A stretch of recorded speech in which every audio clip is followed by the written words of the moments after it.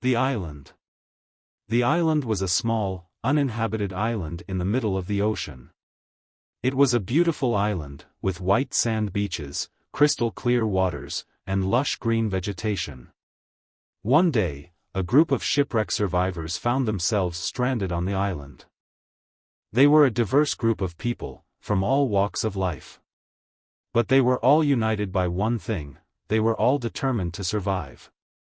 The survivors quickly realized that the island was a harsh environment. There was no food or water, and the climate was hot and humid. But they were resourceful, and they were able to find ways to survive. They built shelters, they found food and water, and they even started to grow their own crops. They lived in harmony with nature, and they learned to appreciate the simple things in life. Over time, the survivors became a family. They supported each other through thick and thin, and they learned to trust each other. They were no longer just shipwreck survivors, they were islanders. One day, a ship appeared on the horizon. The survivors were overjoyed. And they waved their arms and shouted to attract the attention of the ship. The ship saw them, and it turned towards the island. The survivors were rescued, and they were taken back to civilization. But they never forgot their time on the island. They had learned a lot about themselves. And they had made lifelong friends. The island had changed them, and they had changed the island. They had left their mark on the island, and the island had left its mark on them. Moral of the story: sometimes the best way to find yourself is to lose yourself in something bigger than yourself. The end. The secret of the old house. The old house stood on a hill, overlooking the town. It had been empty for many years, and no one dared to go near it. One day, a group of children were playing in the woods near the house when they heard a noise.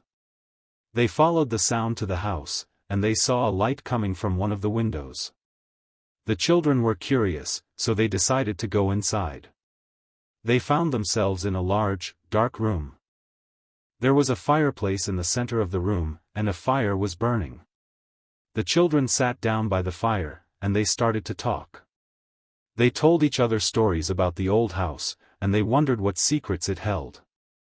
Suddenly, they heard a noise outside the door. They all froze. And they listened. The noise came again, and this time they could tell that it was footsteps. The door slowly opened, and a figure stepped into the room.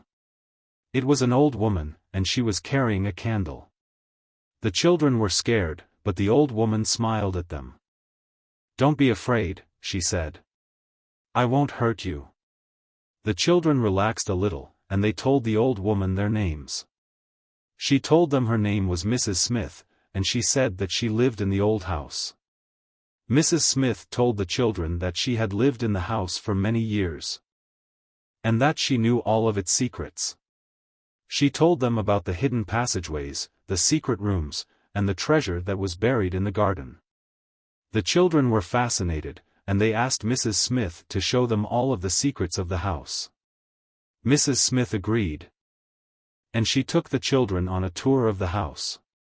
They saw the hidden passageways, the secret rooms, and the treasure that was buried in the garden. The children were amazed, and they had a wonderful time. When it was time for the children to go home, they thanked Mrs. Smith for showing them the secrets of the house. Mrs. Smith smiled and said, "You're welcome. Now, I have a secret for you. The real treasure of the house is not the gold or the jewels. The real treasure is the friendship that you have found here." The children smiled back. And they knew that Mrs. Smith was right. The real treasure of the old house was the friendship that they had found. The end.